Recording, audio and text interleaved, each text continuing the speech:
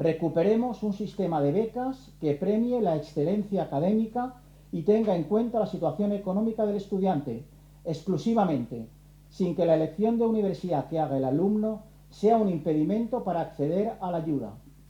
Mérito y capacidad económica como únicos criterios. No privemos de ayuda al estudiante que lo merece y lo necesita por haber decidido estudiar en una universidad de nuestro sistema universitario valenciano, que eso sí no se financia con fondos públicos. Estúdienlo, por favor.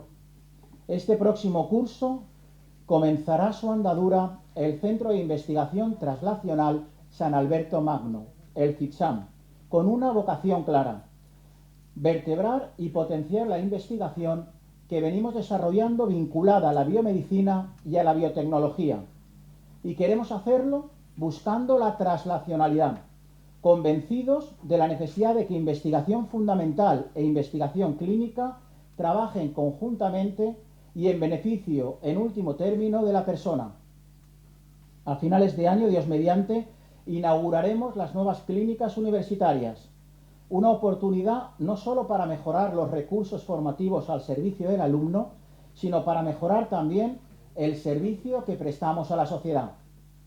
Y en los próximos días abrirá sus puertas la sede Padre Jofré, un nuevo edificio que se incorpora a nuestro campus de Betania, una sede que alberga la Facultad de Psicología y que cuenta con unas instalaciones óptimas para los estudios y la investigación en psicología, logopedia y terapia ocupacional.